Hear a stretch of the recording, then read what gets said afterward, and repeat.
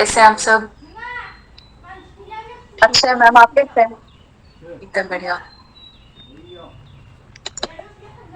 कल तो टाइम मिला नहीं होगा रिवाइज करने का।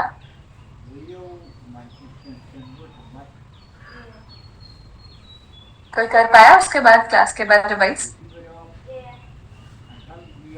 हम्म। किया है किसी ने?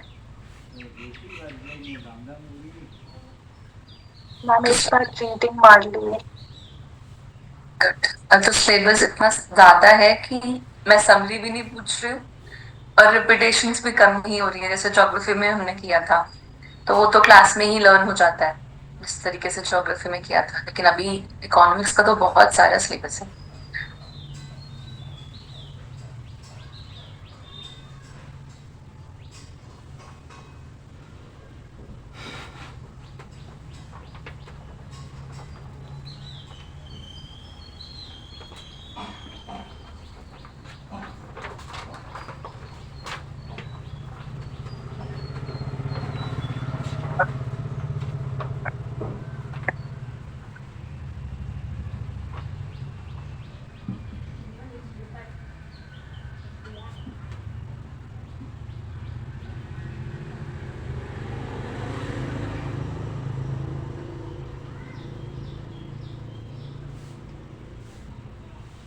क्लास स्टार्ट कर देते हैं, बच्चे ज्वाइन करते रहेंगे क्योंकि टाइम हो ही गया है। बात कुछ कर।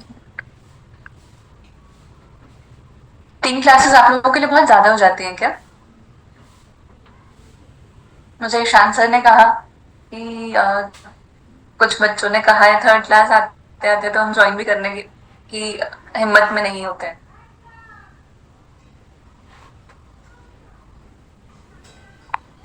मैम बीच बीच में ब्रेक्स मिलते हैं ना, तो सही हो जाता है।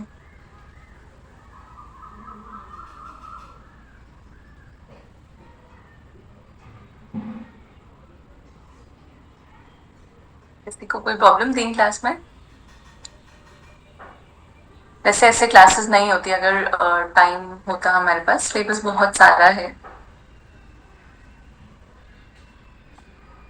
प्रियंका, आपको कौन से ईयर में अटेम्प्ट देना है?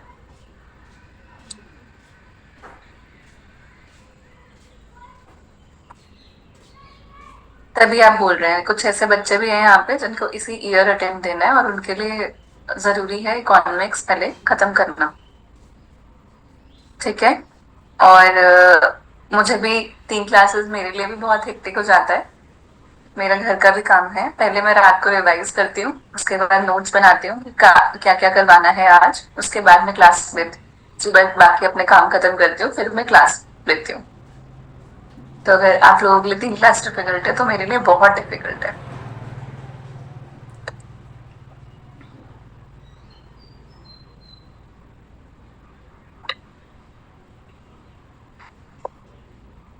आज शुरू करते हैं। हमने ग्रीनियम तक पढ़ा था ना? पर यस मैम। जी मैम।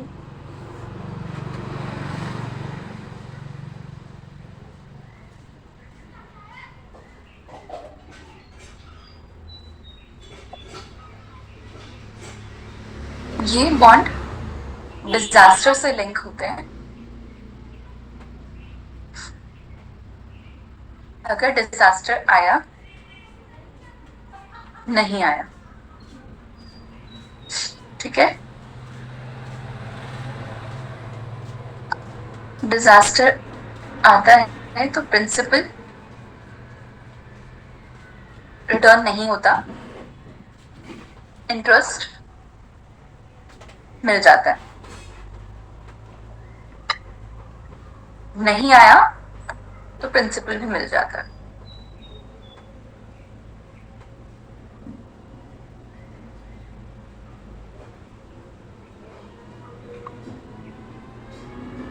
ठीक है।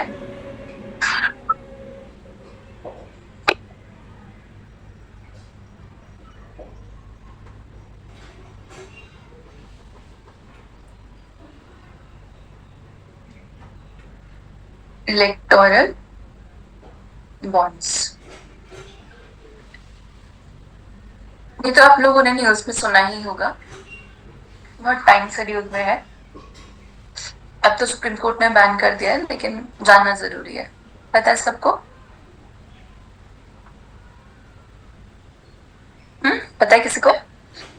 या मेरी इलेक्शन से पहले कैंपेनिंग के लिए जो bonds issue to political parties, ये सब एसबीआई से खरीद सकते थे, स्टेट बैंक ऑफ इंडिया से।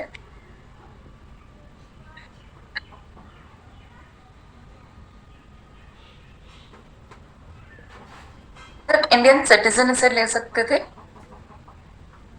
लिख लो नोट्स में।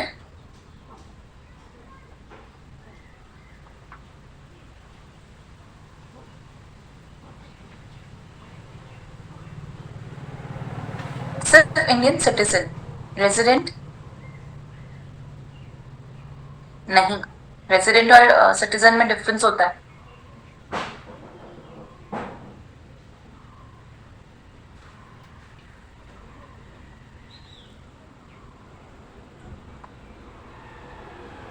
या फिर जो कंपनीज भारत की कंपनीज हैं वो भी खरीद सकती थी।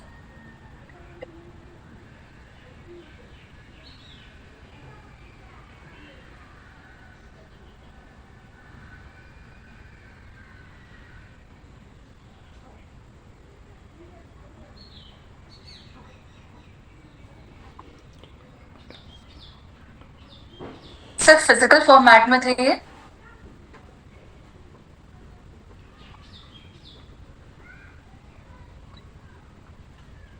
और इसको खरीदने के विद इन 15 डेज में इसको पॉलिटिकल पार्टी को देना होता था। जीरो इंटरेस्ट बॉन्ड्स होते थे।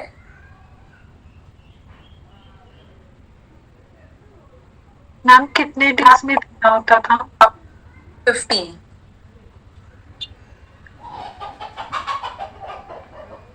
इनको प्लेज नहीं किया जा सकता था लोन लेने के लिए।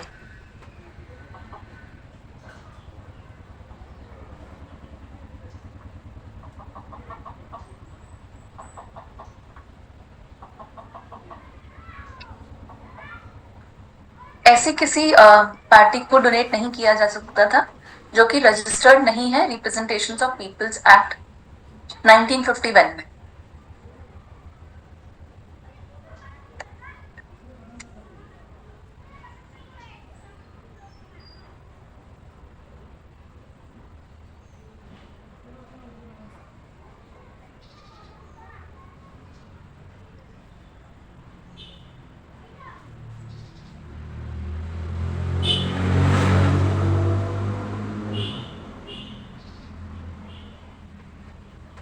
ये एक्ट वैसे भी बहुत इंपॉर्टेंट है, आप लोगों ने पढ़ा होगा।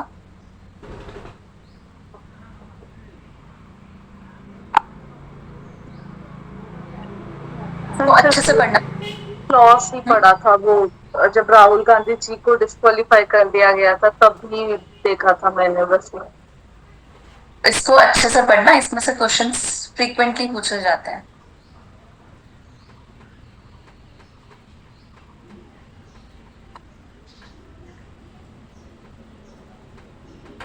लास्ट ईयर इनको बैन कर दिया सुप्रीम कोर्ट ने।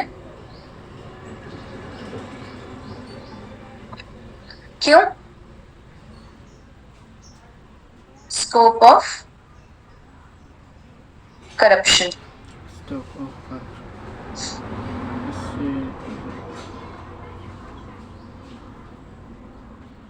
violates voters right to know। ठीक है।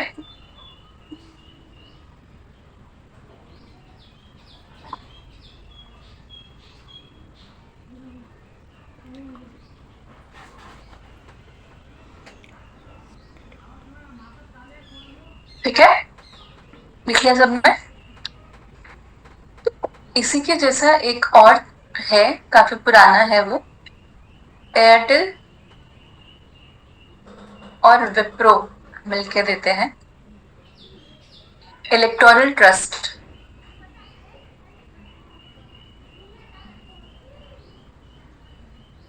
कंपनी स्कीम कुछ ऐसा है ये डोनेट किया जा सकता है, ये बैन नहीं है। ये एक इसका एक रफ आइडिया होना चाहिए क्योंकि लास्ट ईयर ही बैन हुआ है, तो हो सकता है ये क्वेश्चन ना आ जाए पेपर में। ठीक है,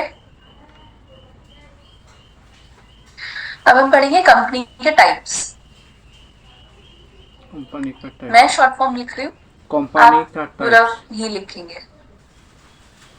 कंपनी,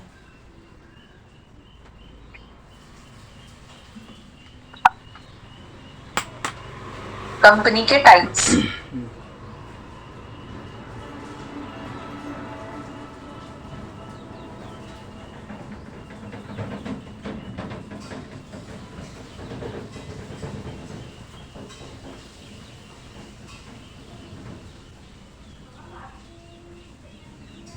लिख लिया इतना? एक होती है पब्लिक, दूसरी होती है प्राइवेट। ठीक है, जो पब्लिक लिमिटेड कंपनी है उसमें जो नॉर्मल पब्लिक है, आम जनता जो है, उनको शेयर बेच सकते हैं। और जो प्राइवेट लिमिटेड कंपनी है उसमें 2 से 200 लोगों को ही पार्टनर बनाया जा सकता है।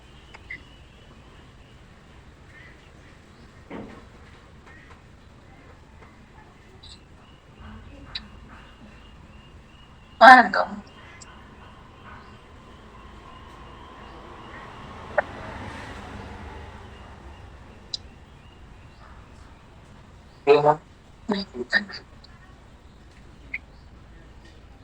ठीक है,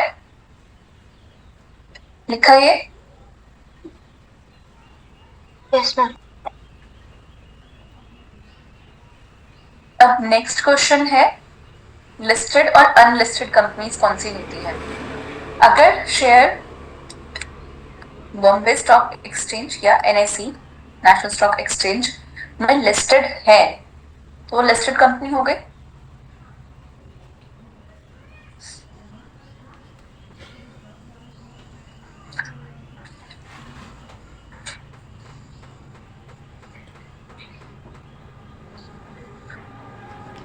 ओएनजीसी, कोल इंडिया, स्टील अथॉरिटी, बीपीसीएल, ये सारी कौन सी कंपनी है? Public. Listed company. Public listed company. Private company का कोई एग्जांपल दे सकता है? क्या? टाटा, टाइटन।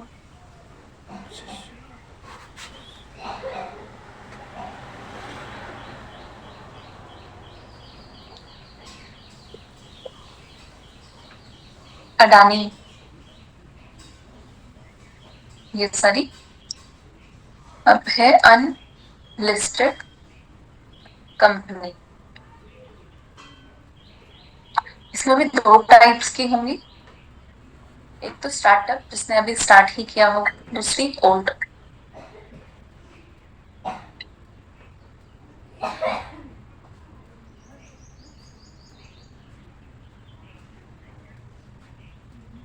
स्टार्टअप को हेल्प करते हैं वेंचर कैपिटल फंड से। इसको सीड कैपिटल भी बोलते हैं।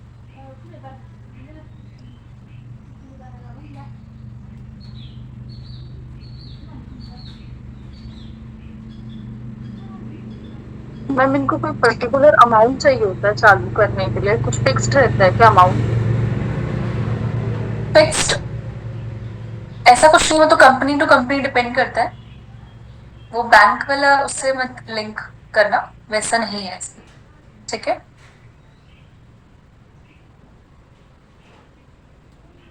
Venture capital funds. फिर है एंजल इन्वेस्टर। कुछ लोगों को हॉबी होती है हेल्प करने की, इन्वेस्ट करने की, तो जो ऐसे लोग होते हैं जो कभी कभी आते हैं उनको बोलते हैं एंजल इन्वेस्टर। मतलब आउट ऑफ हॉबी या हेल्प करने की हॉबी है तो इन्वेस्ट कर दिया, उनको क्या बोलते हैं क्या बोलते हैं? Angel investor. Angel investors. Angel investor.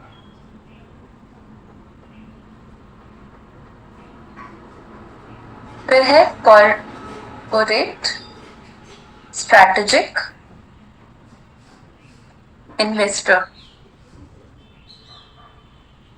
Angel investor तक सबने लिखा। कॉर्पोरेट स्ट्रैटेजिक इन्वेस्टर ऐसे लोग होते हैं जिनको लॉन्ग टर्म में कुछ नेटवर्क बनाना होता है, कुछ और बेनिफिट चाहिए होता है, मतलब प्रॉफिट के लिए नहीं आते हैं स्टार्टिंग में ये, लेकिन ऐसा सोचते हैं कि मैं कोई और नेटवर्क इसके थ्रू बना पाऊंगा। ठीक है,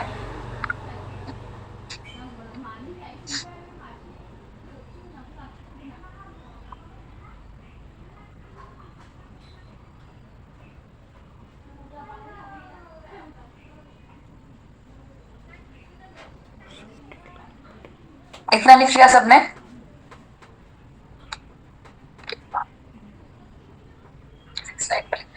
मैंने आप लोगों को बताया था शेयर्स के टाइम पे एक होती है फेस वैल्यू,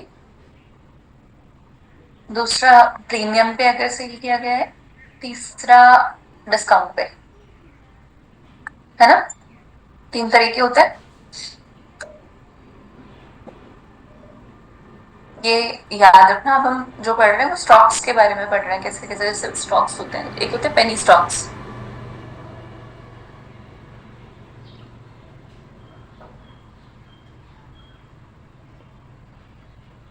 ठीक है, पेनी स्टॉक्स लिखा।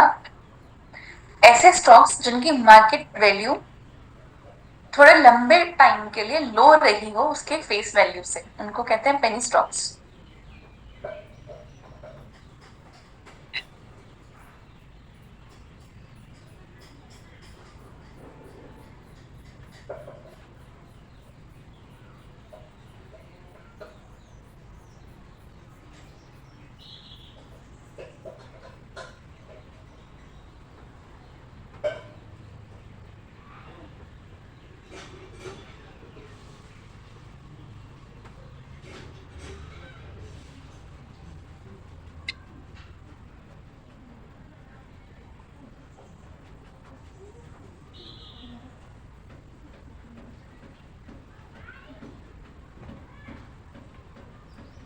मार्केट वैल्यू कैसे निकलती है?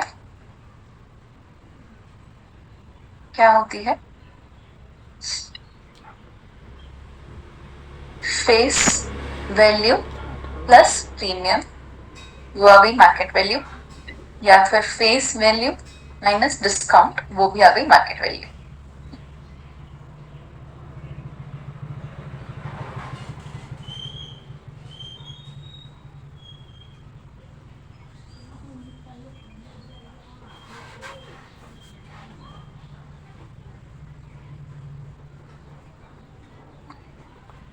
ठीक है, अब है blue chip stock.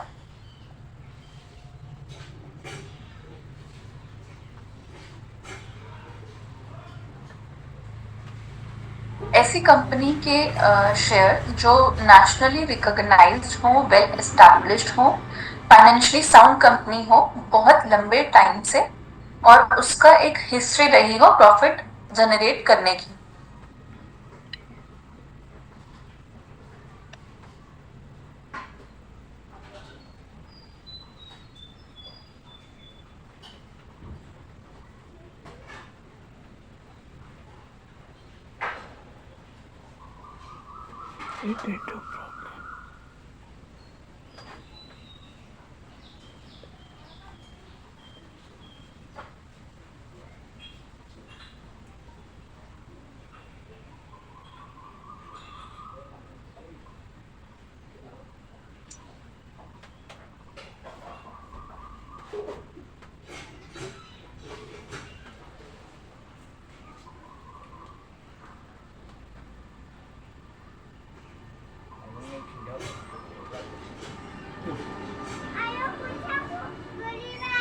Sini.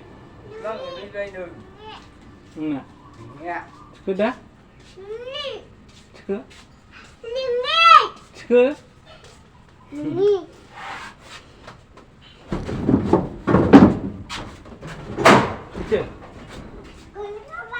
Hah? Lambat. Lambat. इतना लिखा सबने?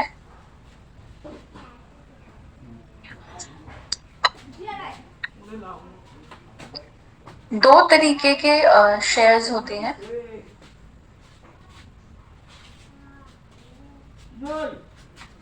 प्रेफरेंस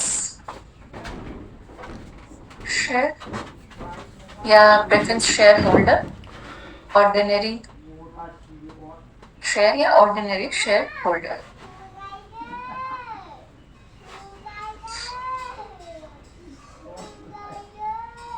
जो ऑर्डिनरी शेयर होल्डर होते हैं उनको प्रॉफिट मतलब हुआ तो मिला, मतलब प्रॉफिट बचा तो उसमें से डिवाइड हो गया। ये मैं आपको पहले भी बता चुकी हूँ।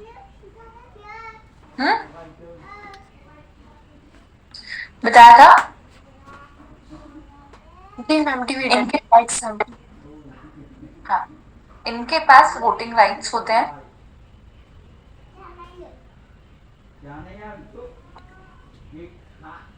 आयुषा लिखा?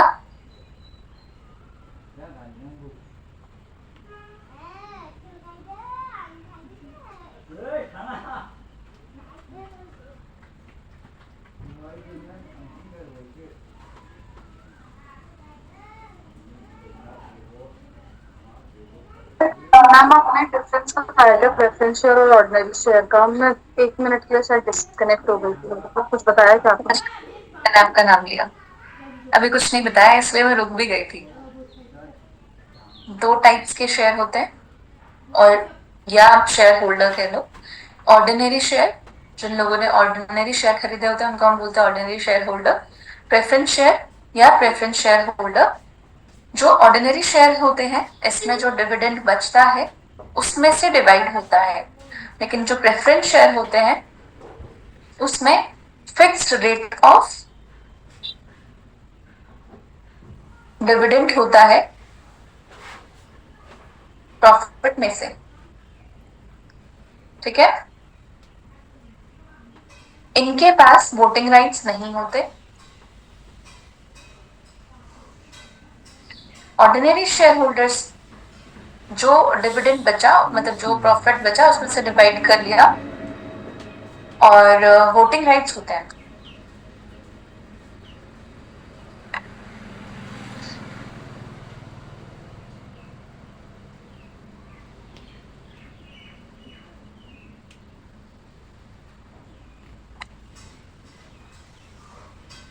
ठीक है?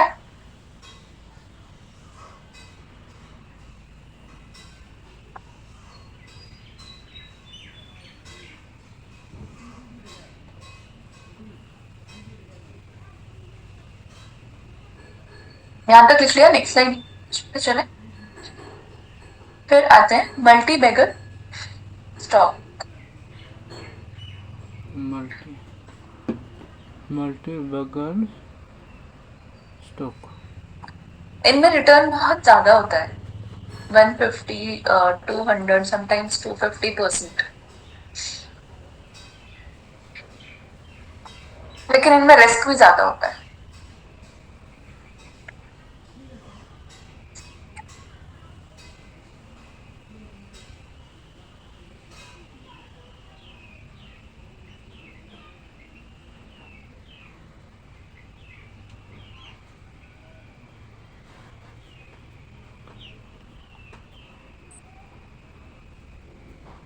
मैं आज आप लोगों को कुछ फॉर्मूले सिखाऊंगी जो यूपीएससी लास्ट कुछ टाइम से पूछ रही है। अकाउंट्स और कॉस्ट अकाउंटिंग इन सबसे रिलेटेड फॉर्मूले हैं। सिर्फ फॉर्मूले याद करने, उनके बहुत डीप में जाने की जरूरत नहीं है।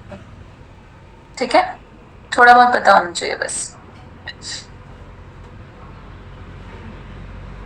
ESOP, employee stock ownership plan.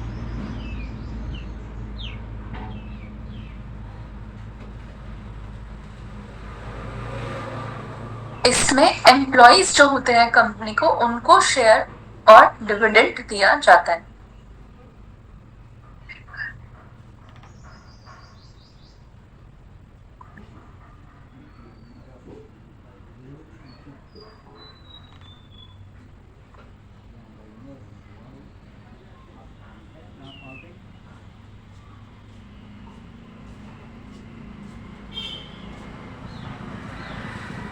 किसी कंपनी के बाहर के पर्सन को किसी एक स्पेसिफिक कंडीशन पर या और किसी स्पेसिफिक डेट पर शेयर्स देना, यह इक्विटी वारंट्स या शेयर वारंट्स।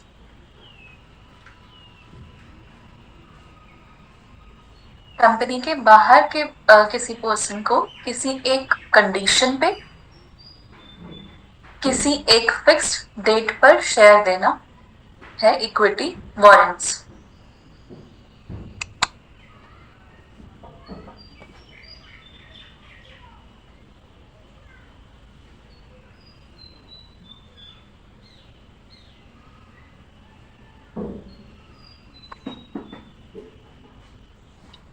एक होता है फ्लोटिंग स्टॉक्स।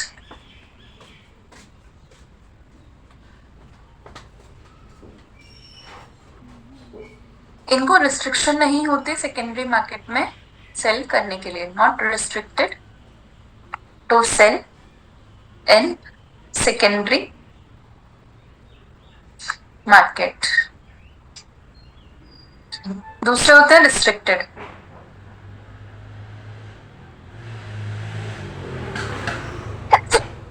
आंसर समझ में आ गया होगा।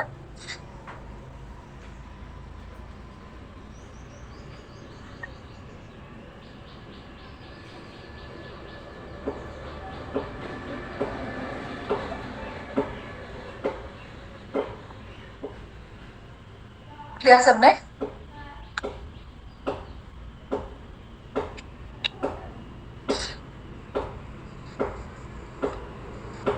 टाइप्स ऑफ अकाउंट पढ़ेंगे अभी हम। Types of account.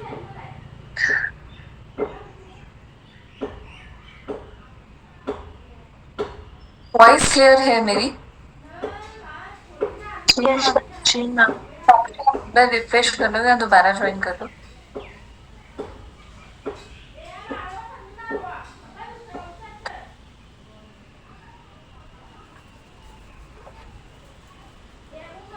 Types of account एक है पर्सनल,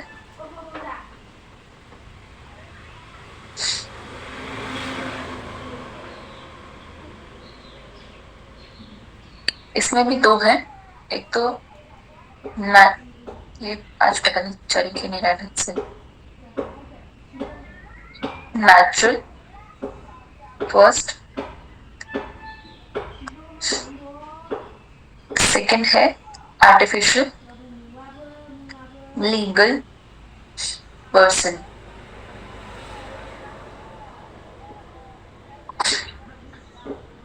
सेकंड है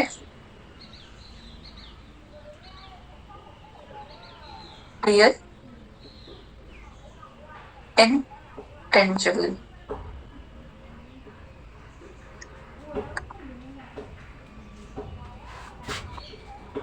ये तो आप लोग समझ ही गए होंगे, फिजिकल एसेट जो होते हैं सारे। इसमें कॉपीराइट, पेटेंट, ये सब चीजें। It is now 12:30 p.m. ठीक है। फिर दूसरा है नॉमिनल।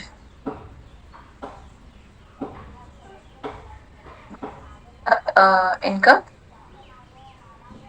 और एक्सपेंस।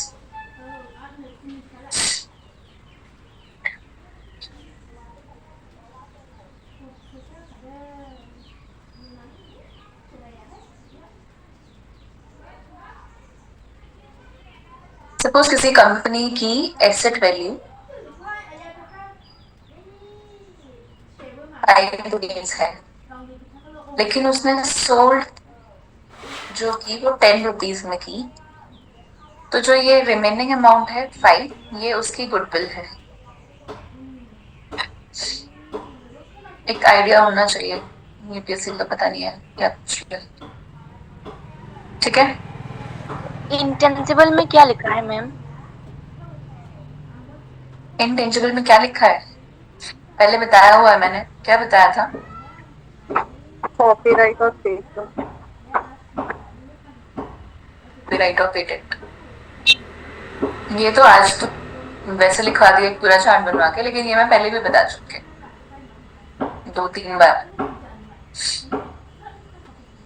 मैम गुडविल और प्रॉफिट अलग अलग है, मतलब मेरे को लगा था ये 5 रुपए का प्रॉफिट होगा तो इसको गुडविल बोले थे। प्रॉफिट अकाउंट्स में जब हम देखें ना, अगर हम एसेट्स की वैल्यू में देख रहे हैं तो हम उसको गुडविल बोलते हैं, और अगर हम कैश के उसमें देख रहे हैं तो हम उसको प्रॉफिट बोलते हैं। Okay ma'am. ठीक है, ये इस कंपनी की गुडविल होगी, आप प्रॉफिट ही समझ लो, लेकिन ये इस कंपनी की गुडविल है।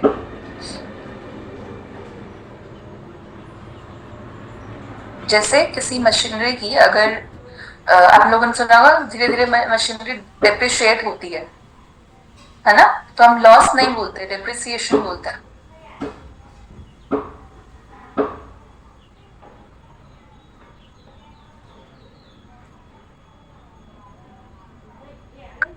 मार्केट कैपिटलाइजेशन,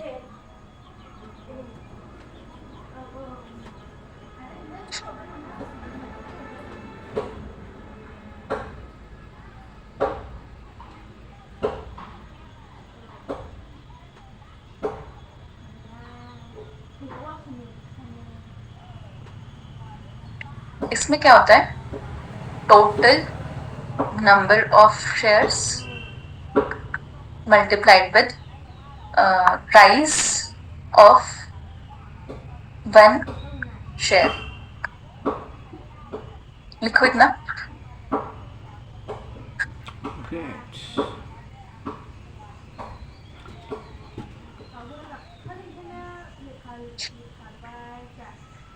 ऐसे एक कंपनी का निकाला, मल्टीपल कंपनीज का निकाला, सब कंपनीज का मार्केट कैपिटलाइजेशन निकाला, जिनका ज्यादा आएगा उनको बोलते हैं लार्ज कैप, जिनका थोड़ा कम आएगा मिड कैप, जिनका उससे भी कम आएगा लो या स्मॉल कैप।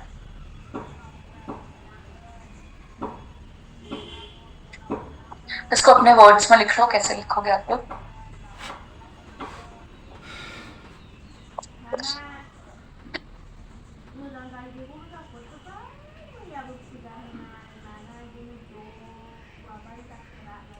हो जाए तब बता देना।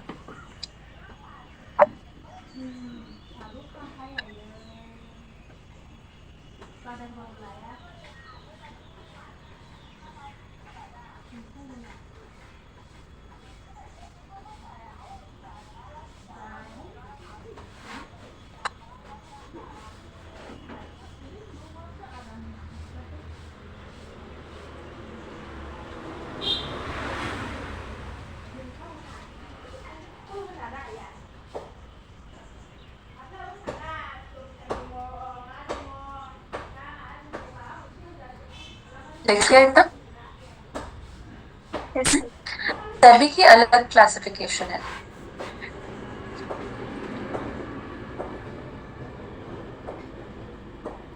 सभी के अकॉर्डिंग जो टॉप 100 कंपनीज होंगी इसमें, वो है लार्ज कैप, और 101 से 250 तक मिड, और 251 ऑनवर्ड्स स्मॉल या फिर लो।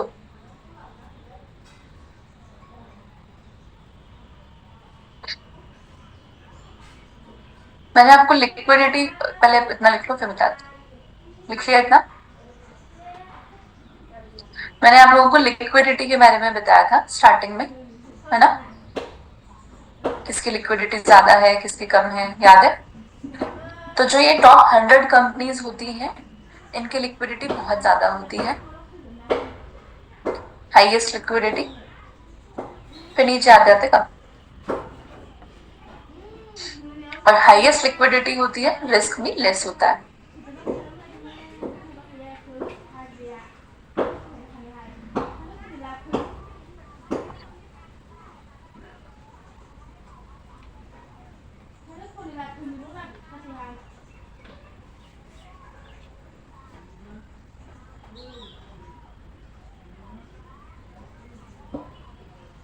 Wait, what's up? Can you do that? लिख लिया इतना?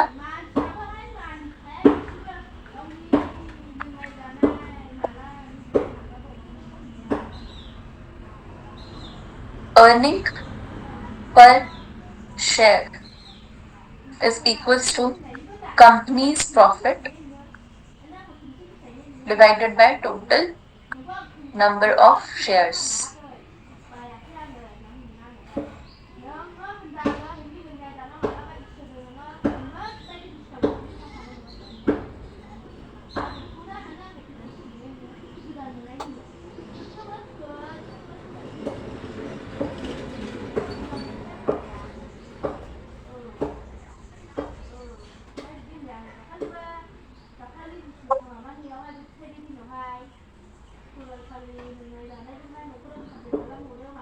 अर्निंग पर शेयर का फॉर्मूला है EPS का फॉर्मूला है कंपनी का profit divided by total number of shares और प्राइस टू अर्निंग रेशियो का फॉर्मूला है मार्केट प्राइस पर share divided by earning per share.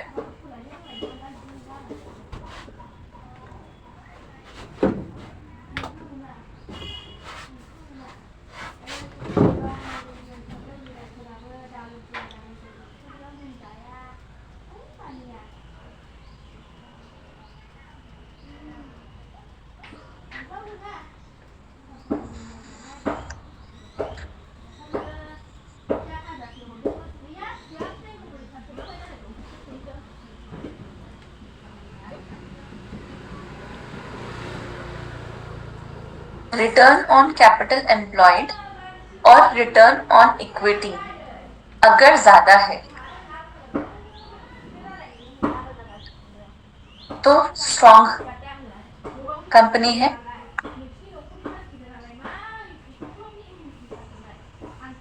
नहीं अगर कम है तो वाइस वर्सा.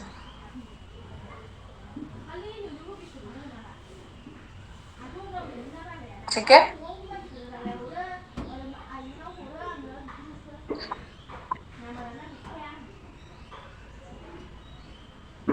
लेवरेज रेशियो होता है total date divided by total equity share.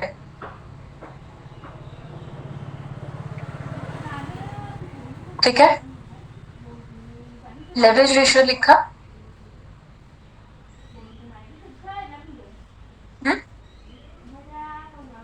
लिख लिया. जी मैम. अगर ये है तो कंपनी वीक है,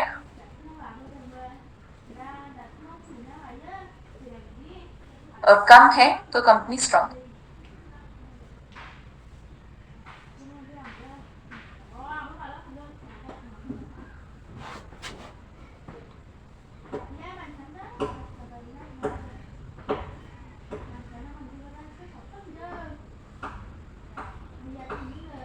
जहाँ तक मुझे याद है ये वाला यूपीएससी पूछ चुकी है.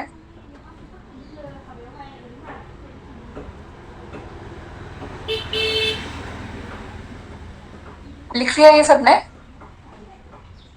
Yes ma'am. नेट वर्थ कैसे निकलेगी? एसेट्स में से लायबिलिटी को माइनस करके. Total assets minus total liability is equals to net worth.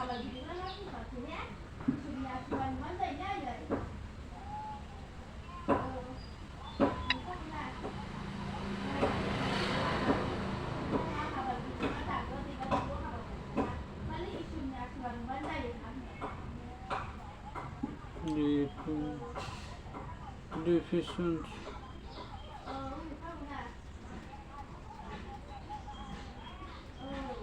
Network लिख लिया. अमोर्टाइजेशन मतलब जब इनटेंजिबल एसेट्स की वैल्यू डिक्रीज हो.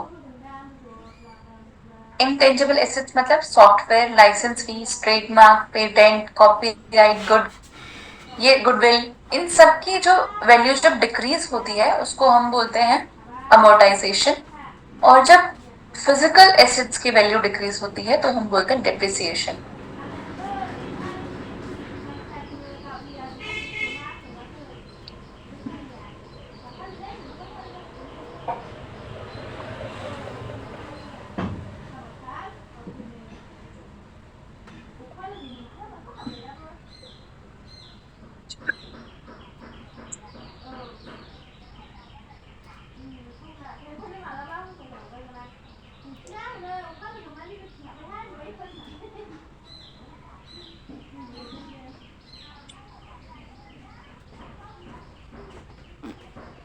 समझ में आ गया? इतना लिख लिया सबने?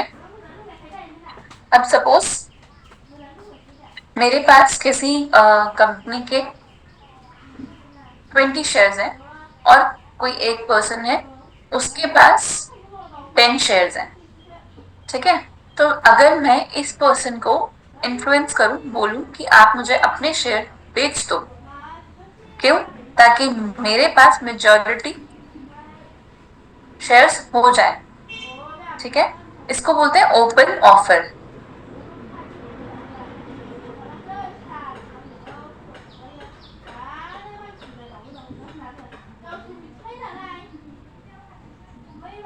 First investor, yeah, one investor gives open offer to other investor to sell their shares so that first investor become the major shareholder.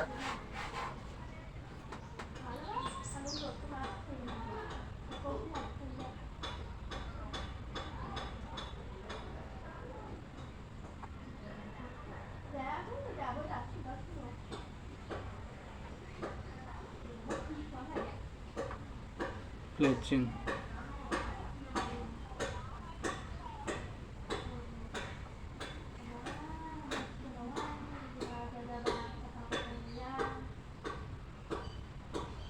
लिख लिया? लिख लिया सबने?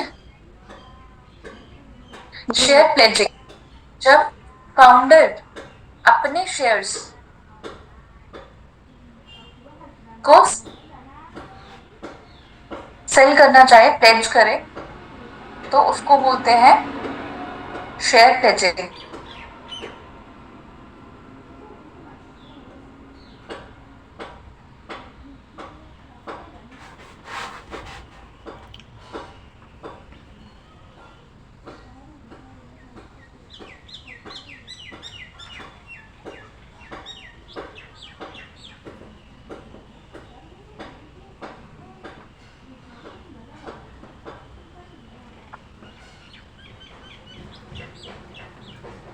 pledge his share to borrow money, उसको क्या बोलते हैं?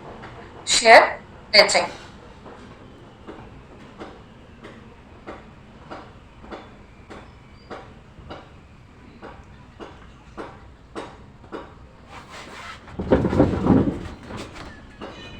Offer for sale,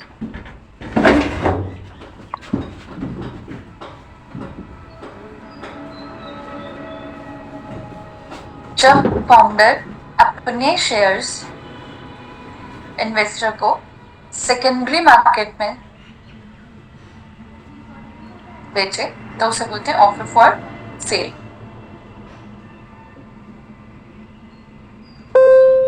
When founder now sells his own shares 12:45 to other p.m. investors in secondary market.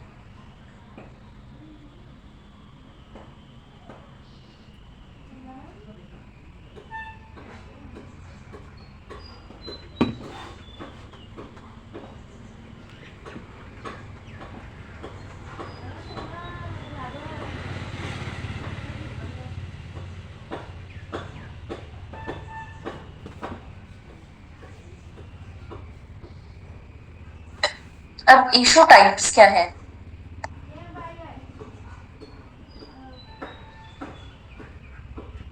एक तो आईपीओ, इनिशियल पब्लिक ऑफरिंग,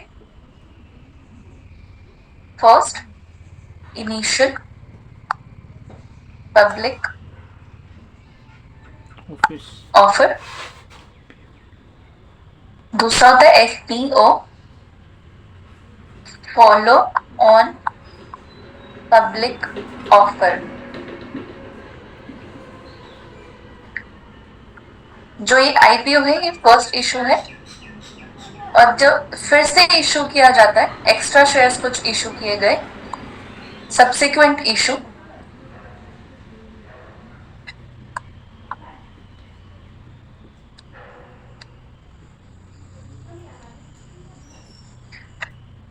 बाद में पैसे की रिक्वायरमेंट हुई तो एक्स्ट्रा शेयर इशू किए, उसको बोलते हैं एफपीओ।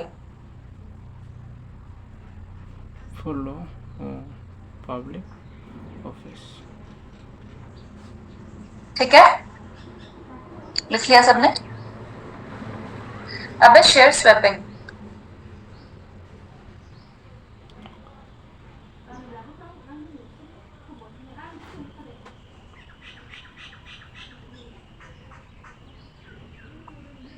एग्जाम्पल लेते हैं, HDFC जो एक NBFC कंपनी थी और एक HDFC जो कि एक बैंक है, इन दोनों को मर्ज किया गया और जो ये एक NBFC है, इनको कहा गया आप हमें अपने सारे शेयर्स बेच दो, उसके रिटर्न में आप बैंक के 2 शेयर ले लो।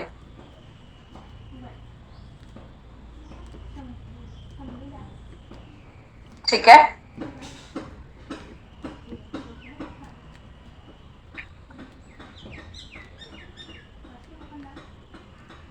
जब ऐसा हो जाएगा तो इसको जो पहले ये लिस्टेड होगी इसको डिसलिस्ट कर देंगे शेयर्स में से, डिसलिस्टिंग।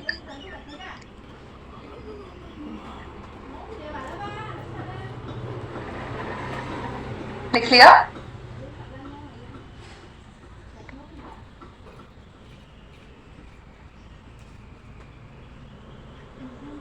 फिर है शेयर स्प्लिटिंग।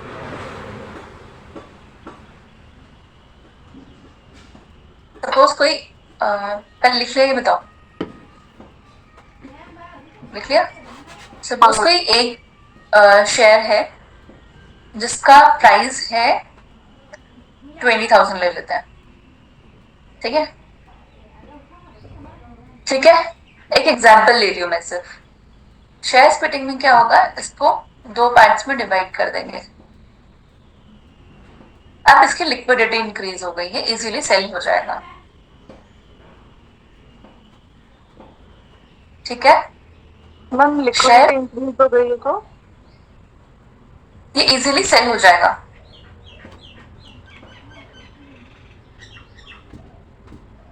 आ गया समझ?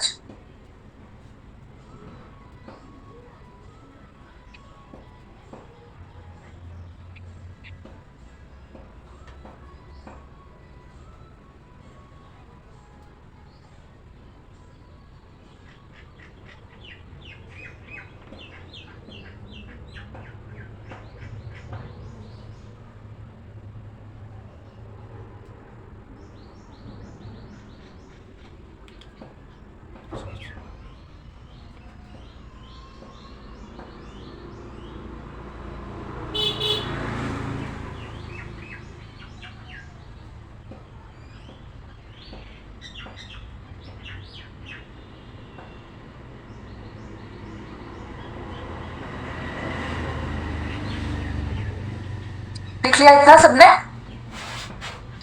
अब मैं आप लोगों को 1 मिनट का टाइम दे रही हूँ, 2 मिनट का। ये सारा जो भी हमने पढ़ा है अभी तक, इसको मेमोराइज करने की कोशिश करो। इसके बाद थोड़ा सा टॉपिक अलग है। 2 मिनट का वक्त मिल गया।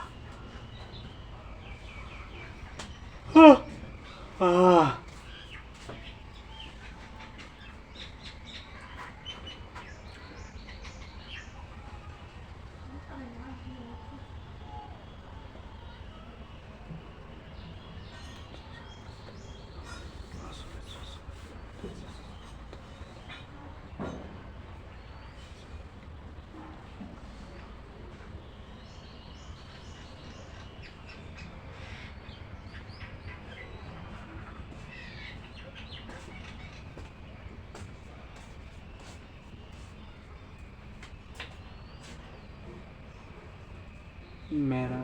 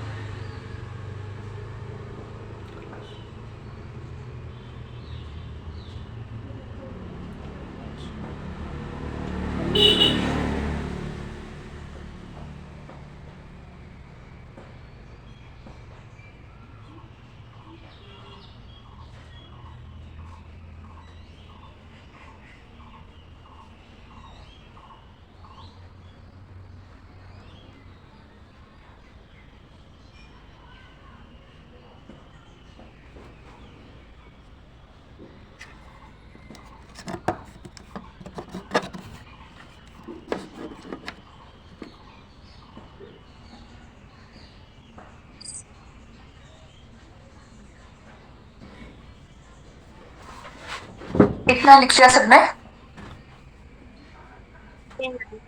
शेयर्स को लिस्ट करने के दो तरीके हैं, एक डायरेक्ट और दूसरा इनडायरेक्ट। ठीक है, अब हम पढ़ेंगे ADR, अमेरिकन डिपॉजिटरी रिसीप्ट।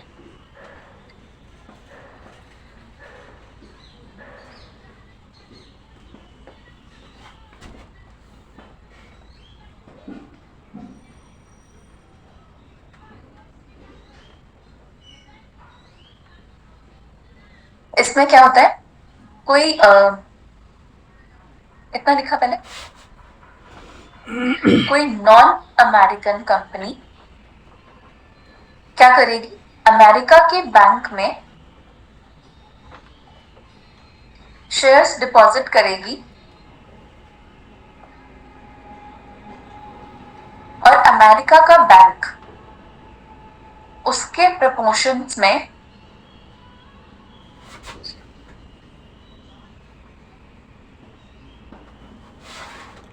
एक न्यू इंस्ट्रूमेंट इशू करेंगे जिसको कहते हैं ADR। क्या हुआ यहाँ पे, नॉन अमेरिकन कंपनी ने डिपॉजिट किए शेयर्स अमेरिका के बैंक में और अमेरिका के बैंक ने उसके प्रपोर्शंस में न्यू इंस्ट्रूमेंट जारी किया जिसको बोलते हैं ADR। ये इनडायरेक्ट लिस्टिंग है।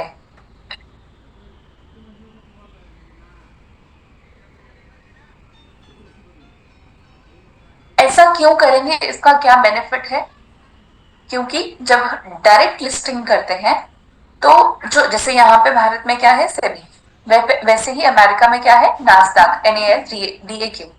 वो बहुत सारे पेपर वर्क होंगे, बहुत सारे क्वेश्चंस होंगे, उसको अवॉइड करने के लिए ऐसा किया जाता है।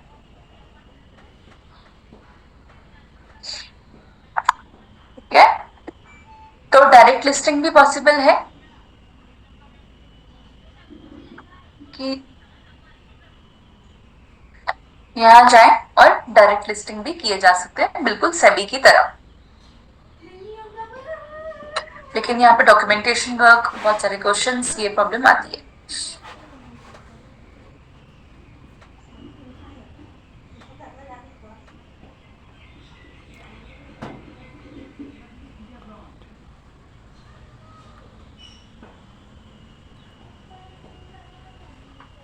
ठीक है, फिर है GDR, ग्लोबल डिपॉजिटरी रिसीप्ट। बिल्कुल सेम ADR की तरह है, यूरोप और कुछ एशियन मार्केट्स में।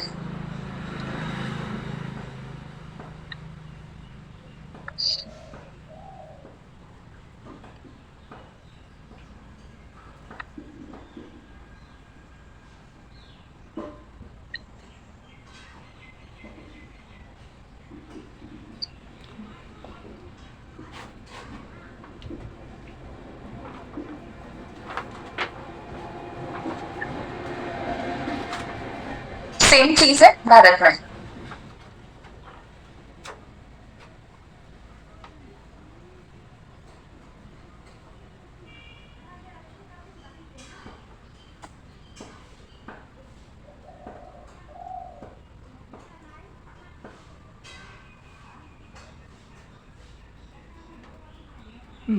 कितने लंदे, ठीक है,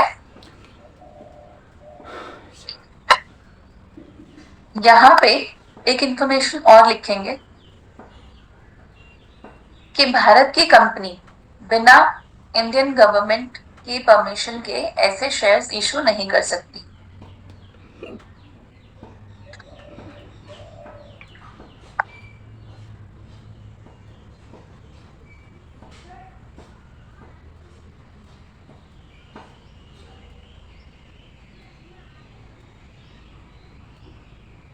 कहाँ लिखा है आपने लास्ट टाइम? जयश्री कहाँ लिखा है? मैम आइडिया ADR, ADR में लिखेंगे ये वाली लाइन जो मैंने लास्ट बोली है, आईडीआर में तो ऑलरेडी भारत की कंपनी नहीं है, क्या डेफिनेशन होगी आईडीआर की? When non Indian company takes money indirectly from India, तो वो तो ऑलरेडी भारत की नहीं है। मैंने तो एडीआर का बोला कि जो इनडायरेक्ट लिस्टिंग जैसे ये कर रहे हैं ना नॉन अमेरिकन कंपनी, जो मैंने पूरी आपको डेफिनेशन बताई, भारत की कंपनी अगर ऐसा करती है तो उसे पहले गवर्नमेंट की परमिशन लेनी होगी।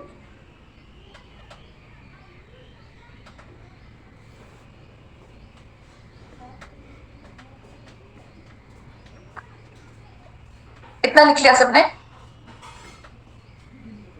फिर है ICO, initial coin offering.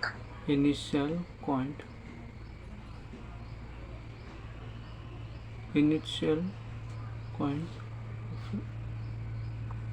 offering OFFERING offering।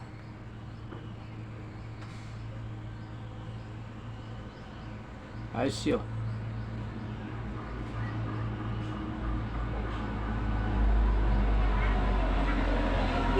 ठीक है। इनिशियल कॉइन ऑफरिंग में शेयर्स नहीं दिए जाते, सब कुछ सेम प्रोसेस रहता है, लेकिन शेयर्स नहीं दिए जाते, टोकन दिए जाते हैं।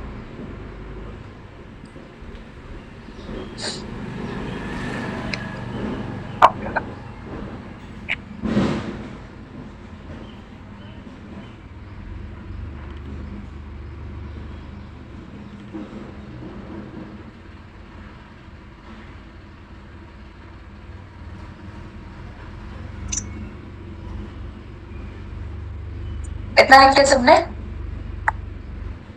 अब है, ये मैंने आपको पहले भी बताया है, लेकिन एक बार फिर से रिवाइज हो जाएगा। Depositories of physical It is now 1 p.m. o'clock. Store, ये डिपॉजिटरीज लिखा है ऑफ फिजिकल पेपर स्टोर। एक है NSDL और दूसरा है CDSL, डिपॉजिटरी सिक्योरिटी लिमिटेड। यहाँ पे जो शेयर्स हैं उनका पेपर, जो उनके पेपर्स हैं वो से रखे जाते हैं नेशनल फिजिकल सिक्योरिटी फॉर्मेट में। डिपॉजिटरी लिमिटेड, सेंट्रल ठीक है। डिपॉजिट। यहाँ से फिर ब्रोकर को अकाउंट दिए जाते हैं, ब्रोकर जैसे ज़ेरोदा। फिर वो आपका डीमैट अकाउंट ओपन करते हैं। बस को क्या दिया जाता है मैम? ब्रोकर्स को यहाँ से अकाउंट दिए जाते हैं, फिर वो जो जिनको शेयर्स लेने हैं वो डीमैट अकाउंट फिर ओपन करके देते हैं, जैसे HDFC है, ज़ेरोदा है।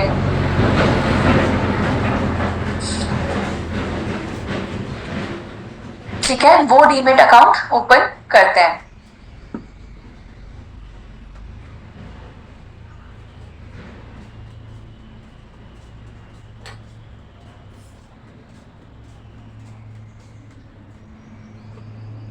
डीमैट अकाउंट ओपन करने के बाद ये शेयर्स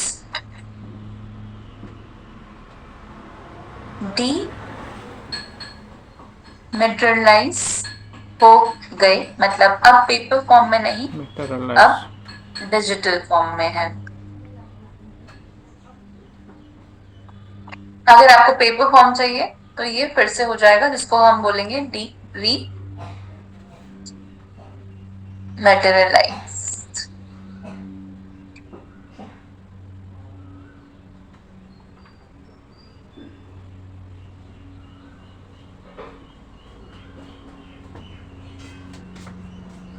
ठीक है, लिख लिया ये सबने?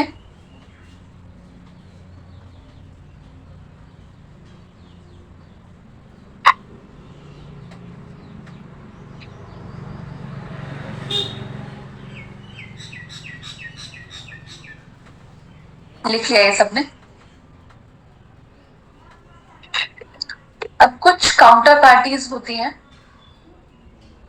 जिनको हम बोलते हैं सेंट्रल काउंटर पार्टीज।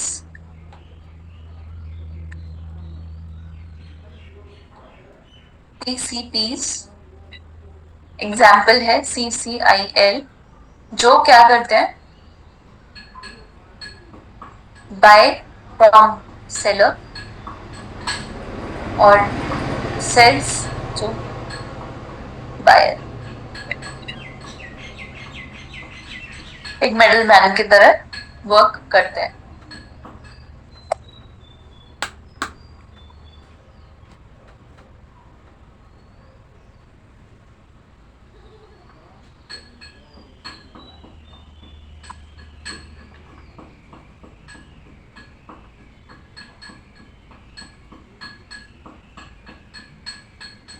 IFSC क्या, यहां तक लिख लिया? पहले ये बताओ IFSC क्या था? 11 digit alpha numeric branch code. वैसे ही एक ISIN होता है, इंटरनेशनल सिक्योरिटीज आइडेंटिफिकेशन नंबर।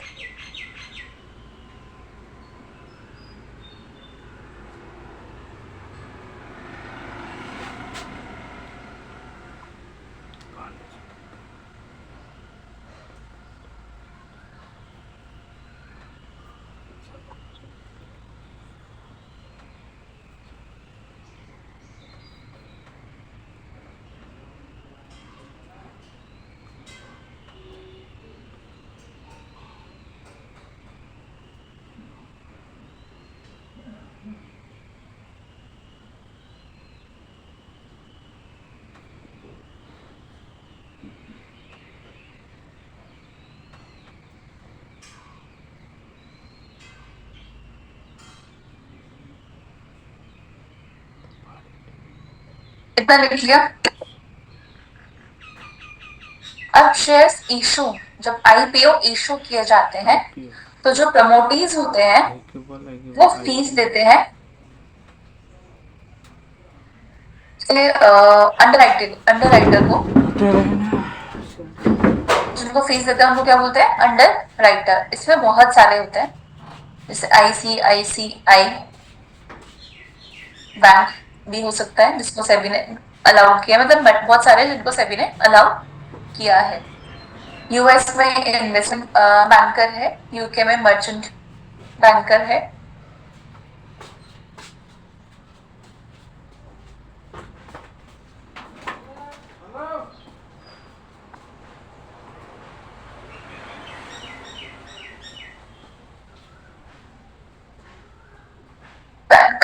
तो ये क्या करते हैं, जो अंडर राइटर क्या करता है, वो सेबी से परमिशन लेता है और फिर एक रेड हियरिंग प्रोस्पेक्टस लेता है अप्रूवल के लिए। लेकिन ये सारे बहुत डॉक्यूमेंटेशन वर्क इसमें होती है, बहुत लेंदी प्रोसेस है।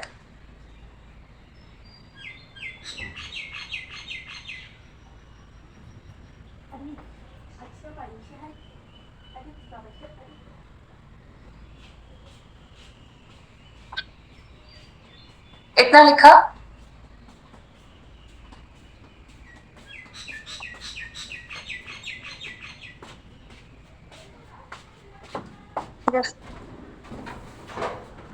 ईज ऑफ डूइंग को प्रमोट करने के लिए और स्टार्टअप कंपनीज की हेल्प करने के लिए सेबी ने स्टार्टअप कंपनीज के लिए ये सारा जो लेंदी प्रोसेस है उसको थोड़ा इजी किया है और एक न्यू चीज है ये, इनोवेटर्स ग्रोथ प्लेटफॉर्म फ्रेमवर्क। ठीक है, इसमें इतना लेंदी वर्क नहीं होता, इतना डॉक्यूमेंटेशन नहीं चाहिए होता, थोड़ा कम टाइम टेकिंग है ये। तो अगर ईज ऑफ डूइंग बिजनेस से रिलेटेड कोई क्वेश्चन आता है या फिर स्टार्टअप से रिलेटेड कोई क्वेश्चन आता है तो आप ये कोट कर सकते हैं।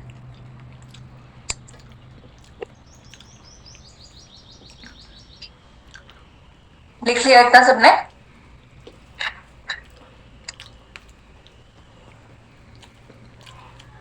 मैम ये अंडर डेवलपमेंट है ना, इनोवेटर्स ग्रोथ प्लेटफॉर्म। हो चुका है, एक बार आप क्रॉस चेक कर लेना। ये अंडर डेवलप नहीं है जहां तक मुझे याद है।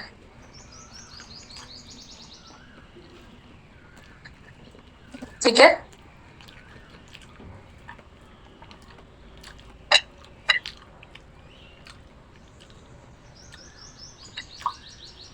अगर आईपीओ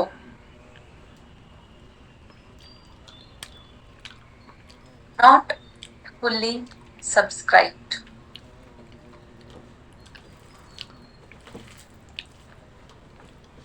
तो जो अंडर राइटर है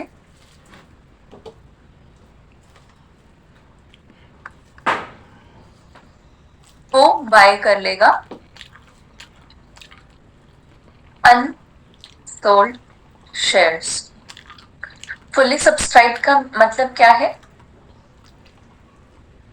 सपोज 50 शेयर्स इशू किए थे लेकिन उनको खरीदने के लिए 30 लोग आए, तो जो 20 है वो अंडर सब्सक्राइब है, नॉट फुली सब्सक्राइब है।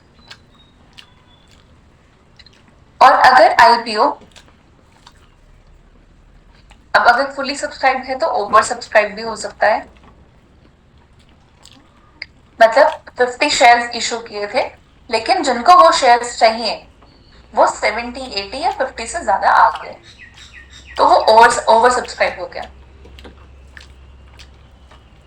ठीक है,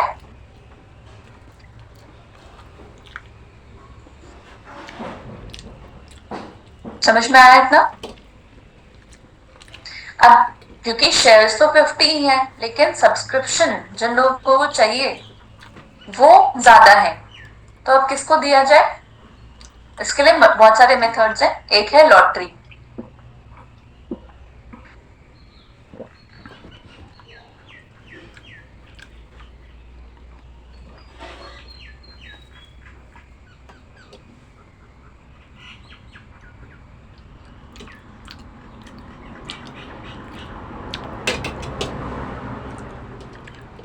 लेकिन लॉटरी का एक ड्रॉबैक है कि एक पर्सन ऐसा भी हो सकता है जो मल्टीपल अपना चांसेस इंक्रीज करने के लिए मल्टीपल फेक आईडीज बनाए और उसके लिए सब्सक्राइब करे ताकि उसके चांसेस सेलेक्ट होने के इंक्रीज हो जाए। समझ गए?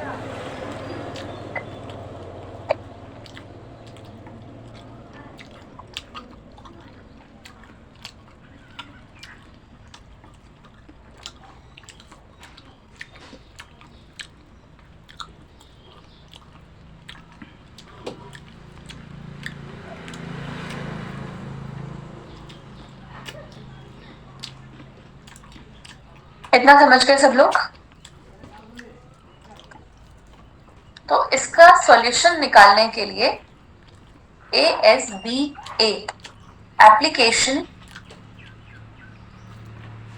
Supported by block amount primary market के लिए ये शुरू किया गया। इसमें क्या होगा, कुछ अमाउंट ब्लॉक करना पड़ेगा। देखो इतना लिख लिया।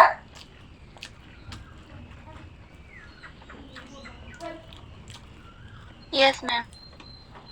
आप लोगों ने कई जगह सुना होगा जब हम जैसे डीडीए के बारे में सुने, दिल्ली डेवलपमेंट अथॉरिटी जब फ्लैट्स वगैरह न्यू निकालती है या और भी हैं बहुत सारे, तो क्या करती है कि पहले कुछ पैसे लेती है, उसके बाद अगर वो उनका फ्लैट निकल गया जो उन्होंने फिल किया था तो वो पैसे वापस नहीं आते, लेकिन अगर नहीं निकला तो वो अमाउंट रिटर्न हो जाता है। ठीक है, समझे? ये बिल्कुल वैसा ही वर्क करेगा। इसमें क्या करना होगा, कुछ अमाउंट ब्लॉक करना होगा। सपोज 1000 रुपीज है या 5000, जो भी आपको अमाउंट लेना, सपोज 1000 रुपीज पहले दिए। अब ओवर सब्सक्राइब में जो ये इशू आ रहा था कि फेक आईडीज वगैरह बना के जो लोग कर रहे थे, वो नहीं होगा, क्योंकि इसके लिए मल्टीपल डीमेट अकाउंट चाहिए होंगे, और मल्टीपल डीमेट अकाउंट के लिए मल्टीपल आधार कार्ड चाहिए होंगे। तो अब वो पॉसिबल नहीं होगा।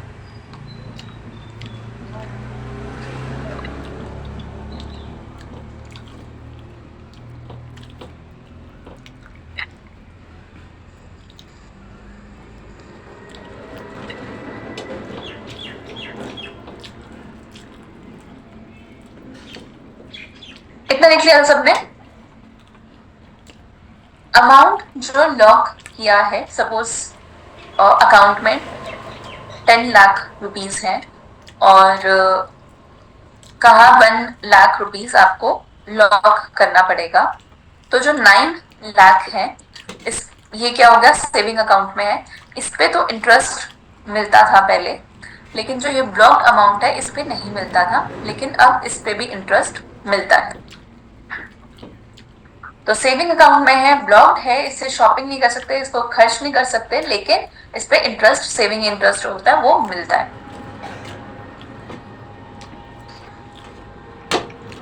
ठीक है?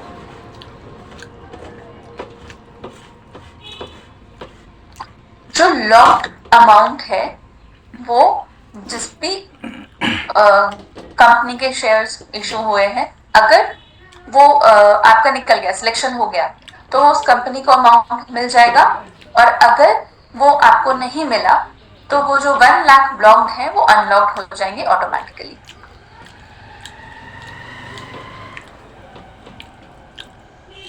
ठीक है?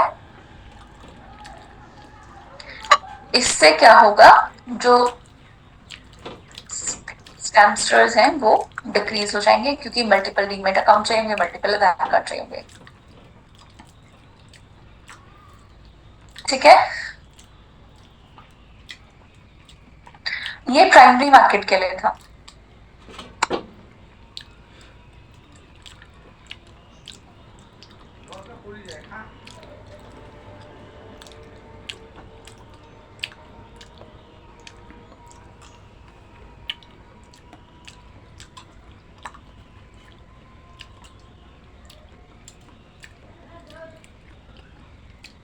ठीक है?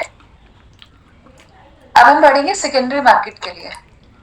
सिमिलर सा ही है, UPIASEA सेकेंडरी मार्केट।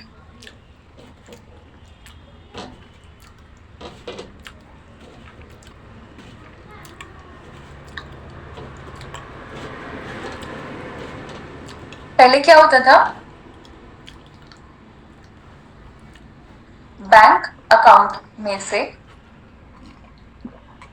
कुछ अमाउंट ब्रोकर के पास ब्लॉक करना होता था। Broker example Zerodha.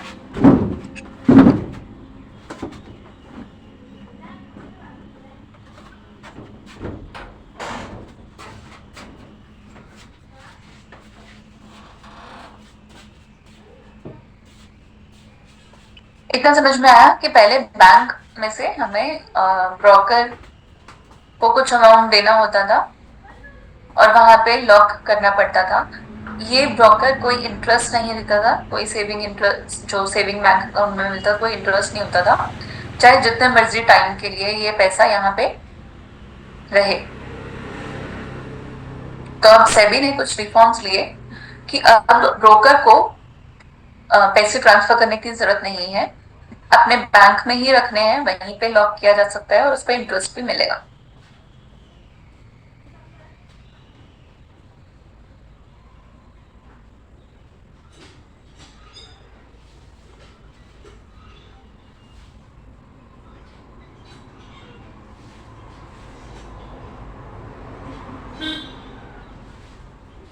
आ गया समझ?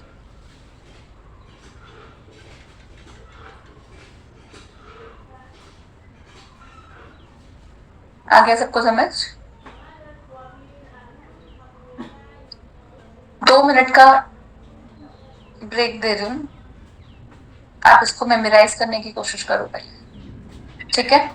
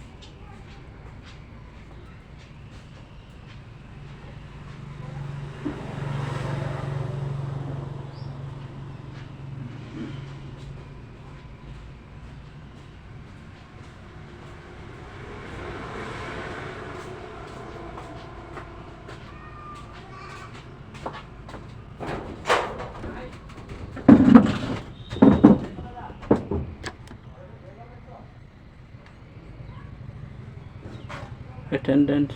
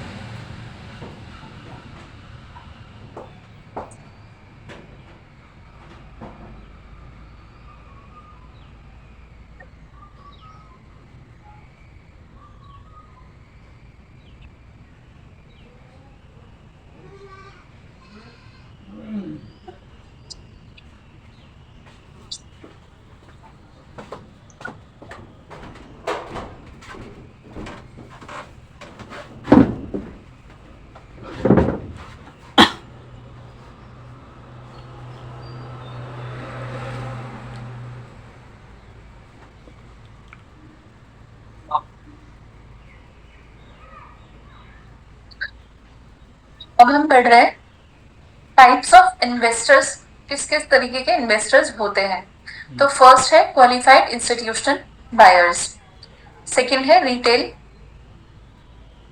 इन्वेस्टर्स, थर्ड है FII और FPI। FII मतलब फॉरेन इंस्टीट्यूशनल इन्वेस्टर,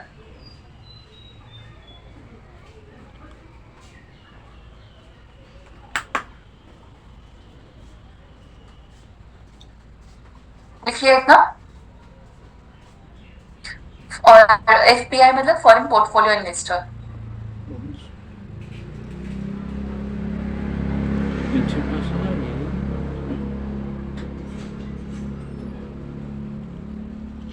लिखा सबने?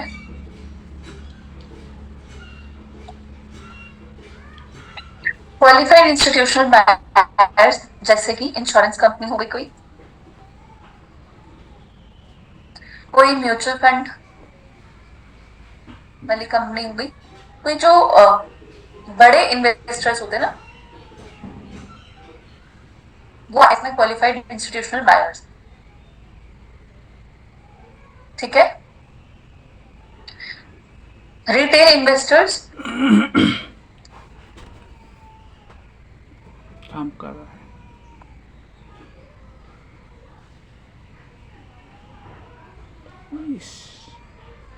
इन्वेस्टर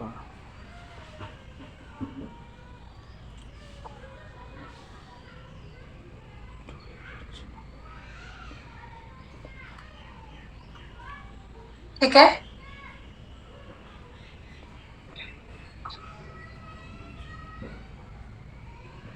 तो इतना लिखा। QIB हो गए बड़े जो खरीदार होते हैं, रिटेल इन्वेस्टर जो सामान्य जो लोग होते हैं, ये हो गए फॉरेनर। ठीक है,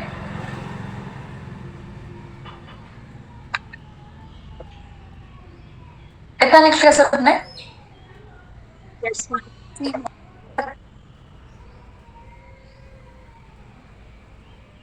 अंडर राइटर जो होगा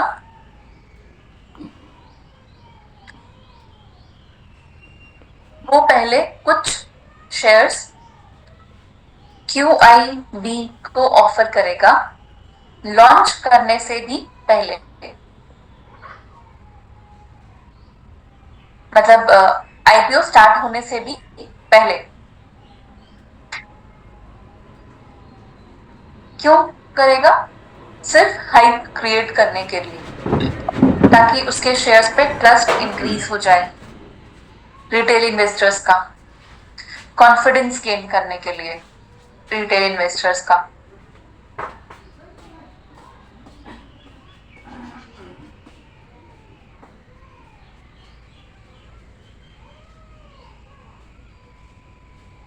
जो ऐसे जो शेयर्स को लेंगे उन QIB को बोलेंगे एंकर इन्वेस्टर। मैम क्या बोलेंगे? Anchor investor.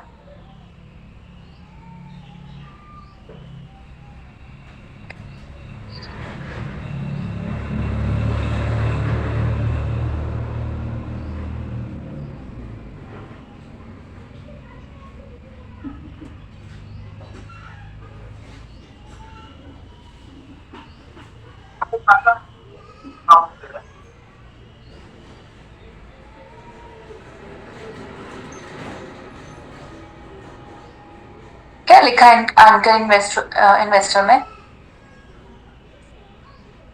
QIB investors. कौन से QIB?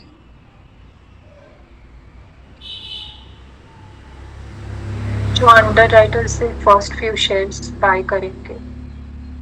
ठीक है, किस लिए करते हैं ऐसे? अंडर राइटर ऐसा क्यों करते हैं? मैम रिटेल इन्वेस्टर का ट्रस्ट और कॉन्फिडेंस गेन करने के लिए। ठीक है, अब हम पढ़ेंगे इशू टाइप्स।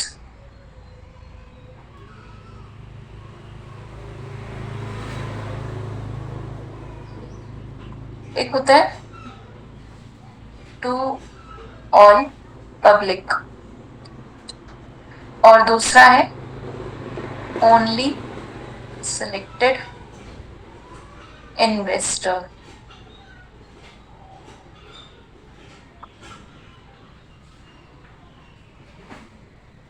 ऑल पब्लिक के लिए तो हो गया IPO, initial public offering, FPO, follow on public offer, जब हमें एक्स्ट्रा कुछ मनी की रिक्वायरमेंट होती है।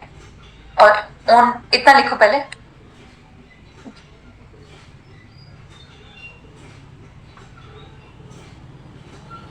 फिर ओनली सिलेक्टेड इन्वेस्टर्स में आएगा right issue,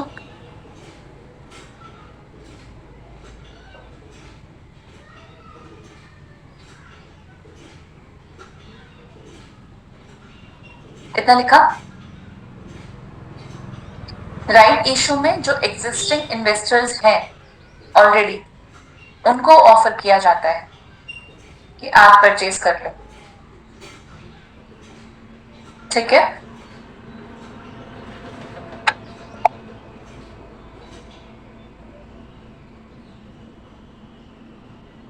purchase opportunity to existing members या इन्वेस्टर्स।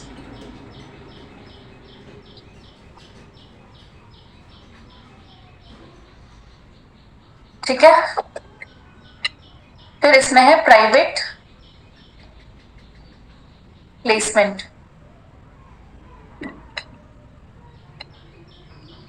इसमें सिर्फ QIB, ओनली QIB और कुछ सिलेक्टेड इन्वेस्टर्स को इनवाइट किया जाता है।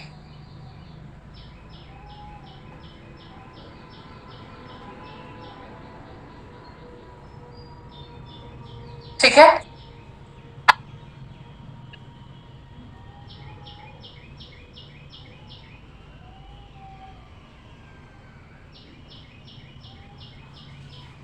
देखिए इतना। वर्ल्ड का ओल्डेस्ट स्टॉक एक्सचेंज कौन सा है? मुंबई, कौन सा? न्यूयॉर्क का शायद।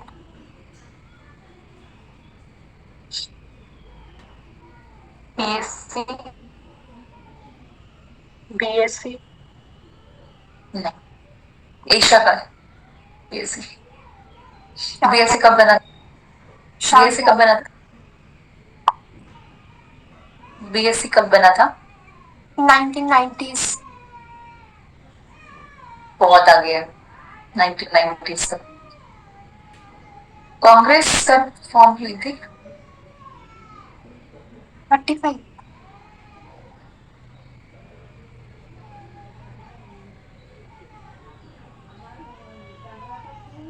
एओ ह्यूम कौन था? मैम कांग्रेस के फाउंडिंग फादर। ठीक है, कब फॉर्म हुई It थी? is now 1:30 1800 p.m. Exact date याद नहीं, बट 1882 या 1892 ऐसे ही कुछ था। 1885। हाँ, 1880। बस उसके 10 साल पहले बॉम्बे स्टॉक एक्सचेंज, जो आप लोगों ने बताया ना, एशिया का ओल्डेस्ट। मैं वर्ल्ड का पूछ रही थी वैसे, लेकिन जयश्री ने जैसा बताया बॉम्बे स्टॉक एक्सचेंज। इससे भी पुराना है 1602 एम्स्टरडैम स्टॉक्स, नीदरलैंड।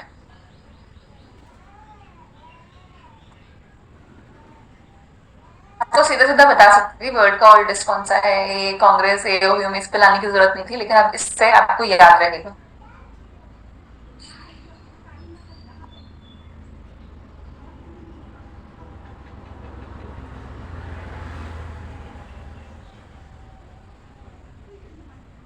इंडिया का ओल्डेस्ट कौन सा है?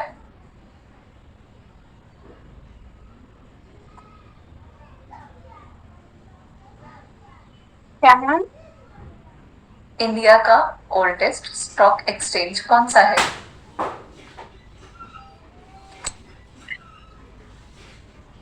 बीएससी तो होगा। तो उसमें इतना कंफ्यूज क्यों हो रहे हो? जब एशिया का है तो इंडिया का भी होगा ना।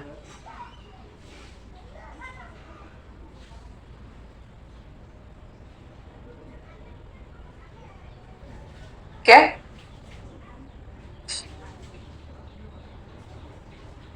सेकेंडरी मार्केट का सिग्निफिकेंस क्या है?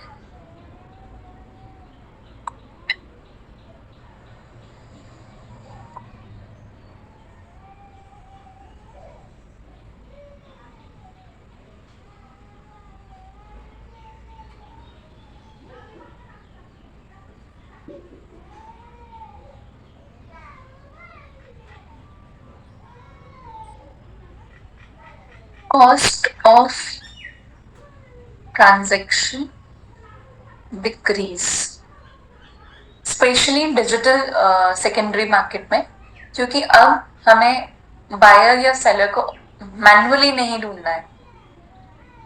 ठीक है,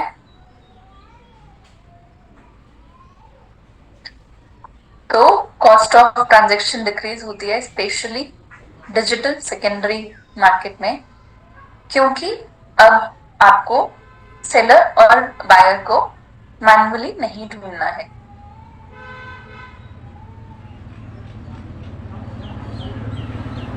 इंक्रीज लिक्विडिटी ऑफ एसेट,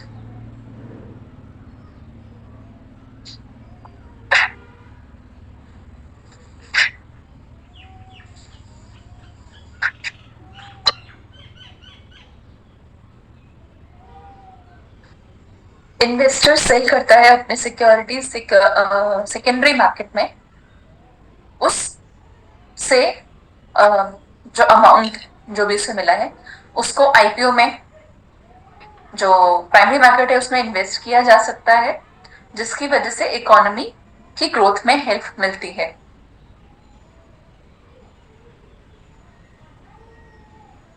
और एसेट की लिक्विडिटी भी इंक्रीज हो गई। आया समझ?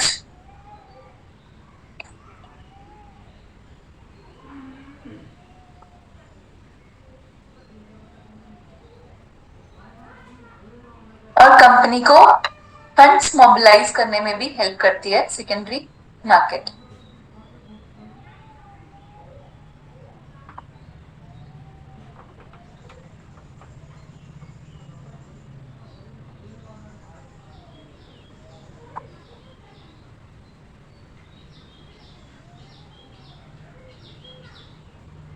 कितना हो गया?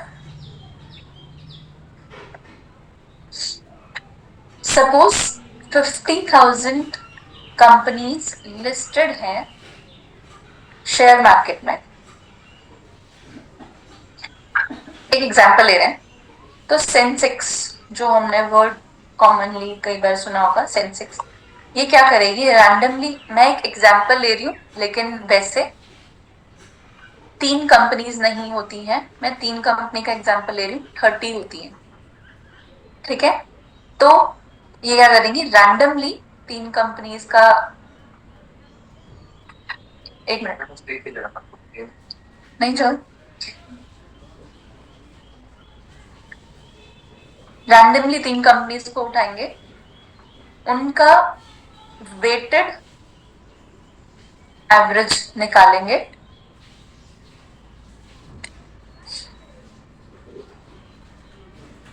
ठीक है?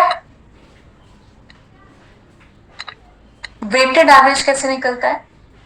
एक तो एवरेज निकलता है, कैसे? इतना लिखा पहले ये बताओ। एवरेज निकलता है 1 2 3, इसको टोटल किया कितना आया? 6 डिवाइडेड बाय 3। ये तो हो गया नॉर्मल एवरेज। वेटेड एवरेज कि जिस कंपनी की जैसी परफॉर्मेंस है उसके अकॉर्डिंगली उसको कुछ एक्स्ट्रा पॉइंट्स या एक्स्ट्रा मार्क्स देके उससे मल्टीप्लाई करके फिर उसका एवरेज निकाला। तो सपोज ऐसे कर दिया 1A + 2B + 3C divided by 3। 3 मतलब इस कंपनी के शेयर सबसे ज्यादा सेल होते हैं या प्रॉफिट अर्न करते हैं, जिसके बेसिस पे उनको निकालना है, ठीक है?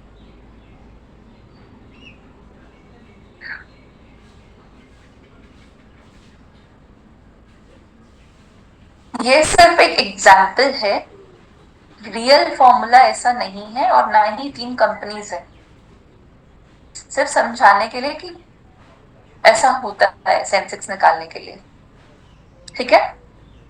सिमिलरली निफ्टी में 50 कंपनीज, निफ्टी 50 सुना होगा ना, NSE 50 कंपनीज। अब जब सेंसेक्स निकालते हैं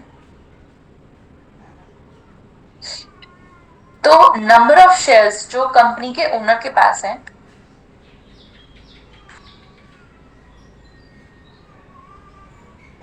इसको इंक्लूड नहीं करते, सिर्फ पब्लिक के पास जो शेयर्स हैं वो इंक्लूड होते हैं।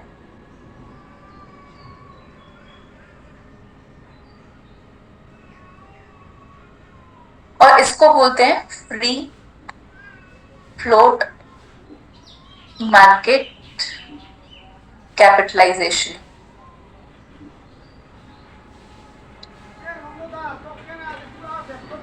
ठीक है?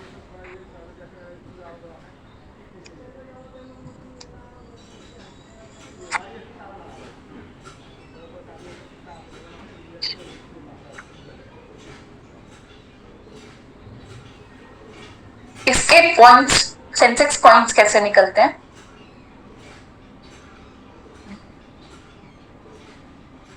प्रेजेंट में कितने अमाउंट का वो शेयर है डिवाइडेड बाय बेस ईयर, जब वो लॉन्च हुआ था तब कितना है, मल्टीप्लाइड बाय 100, सेंसेक्स पॉइंट्स आ जाता है। ये जरूरी नहीं है, बस एक रफ आइडिया आप लोगों के पास होना चाहिए कि ऐसा कुछ होता है। ठीक है,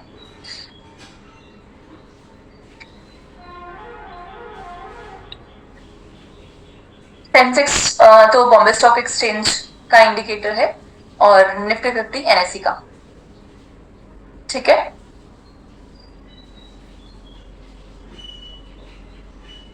सेम निफ्टी 50 में होता है 50 कंपनीज का एवरेज निकाल के। ठीक है, ये नोट्स में ऐड नहीं भी करोगे चल जाएगा, बहुत इंपॉर्टेंट नहीं है, लेकिन एक रफ आइडिया होना चाहिए।